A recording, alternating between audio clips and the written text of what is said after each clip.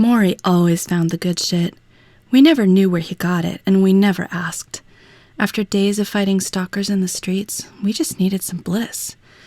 If death wouldn't take us, we could at least find our little piece of heaven whenever Maury made it back. For a few hours, anyway. I pushed my torn sleeve up and tied myself off. Gods, how long had it been since I'd done laundry? Since the power went out 5 years ago? No, there was that box of Tide in the bunker on Main 2 years ago, remember? Just enough for one rinse in the river. Life had never smelled so sweet. That felt like a lifetime ago, back when Jen was still alive. I winced as the needle pricked my arm and closed my eyes tight as I waited for the warmth to reach my brain. The first few seconds were always the worst, but it was worth it.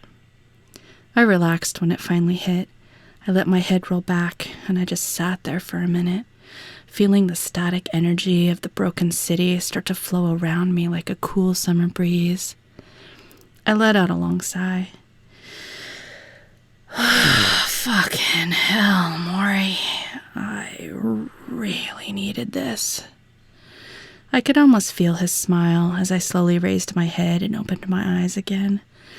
The sun was setting now, casting long orange shadows across the burnt-out square below us as we sat at the top of the old granite World Bank steps, illuminating the old scars of the first fire bombings as if they were rekindled anew. I watched the energy spread as the sun flames started to erase the soot and repair the concrete. It spread out into the street and up the twisted metal of decaying walls until the old city, in all its pre-war glory, spread out before me. Oh, man, I thought, this is some good shit. We all sat in silence, enjoying our own personal hallucinations. The eye of the hurricane, the calm before the storm, we all had our own names for it. And it only got better each time. As a deep glowing twilight blessed the sky like a nymph forest fantasy show, I looked over at Lethe, who was lost in her own daydream, eyes closed, legs outstretched, leaning back on her hands as the side of her Converse lazily tapped the ground in a constant rhythm. I smiled, imagining what she must be hearing, when I started to hear it too. A faint thumping bass, like a far-off rave. It started growing louder, clearer, as if it was moving towards us. I looked out to the street, expecting my hallucination to reveal some kind of laser-fueled rave parade, when I saw movement in the square below. People. There were people gathering. Still high and tripping balls, I clumsily got to my feet and used the metal railing to make my way down the stairs.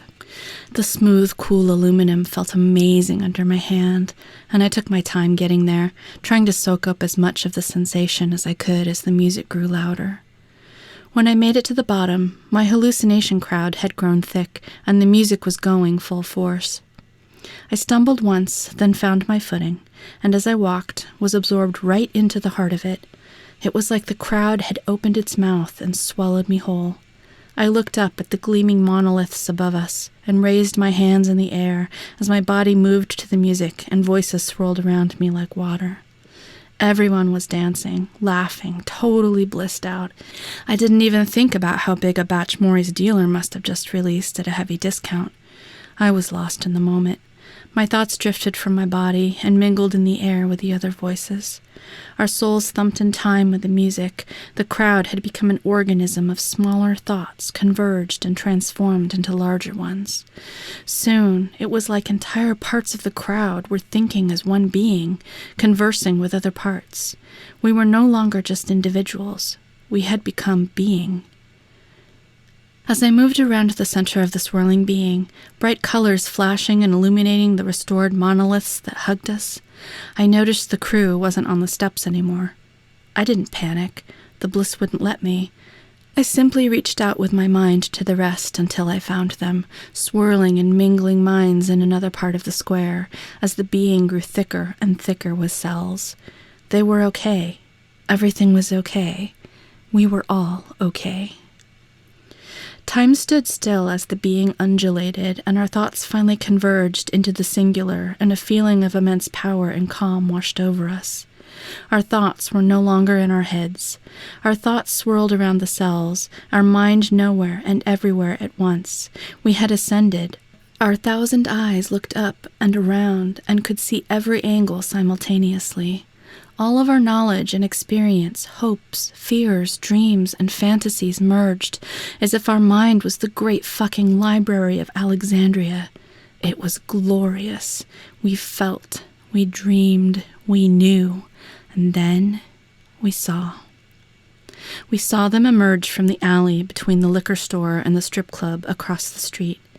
Just a few, then more behind them, another crew from across town. We knew them. We had memories. A cell stepped out from the being and raised an inviting arm towards them, beckoning them to join us, torn shirt sleeve hanging just a bit lower now, since the flow of the being had pulled at its weak seams. The cell opened its mouth and tried to smile, to call out, to say welcome, join us. But the bliss paralysis had weakened its face. We had no use for speech. Our 1,000 ears heard the crew leader shout as he raised his shotgun and fired. A cell behind Torn Sleeve fell, and the mind spread out to fill the empty space. Our 1,000 eyes watched with calm as the thin wall of transparent flowing shapes appeared over the street between the being and the crew. More shots echoed off the monoliths as the being reached Torn Sleeve's hand out to touch the veil.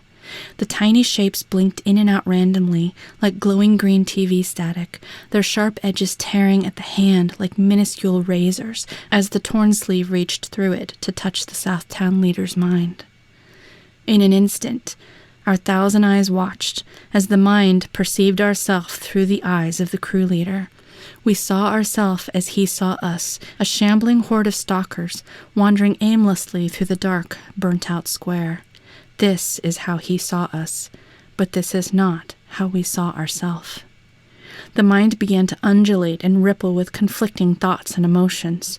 No, it can't be. We are one. How? Where did this come from? What happened? Where am I? I miss you. No, I switched sides. How? I fucking hate her. Betrayal, loss, love, contentment, seething anger, hope, bliss. We are okay. In another instant, as the ripples calmed and the mind coalesced, a single thought emerged. This is an illusion. The shimmering green glow of the mind absorbed the rest of the Southtown crew as the wall of static began to seep into every surface of the city and continued to spread into the glass and steel of the monoliths, into the streets and the very soil beneath it, snaking through the crumbling subway tunnels and sewers, into the river, out into the sea, and beyond.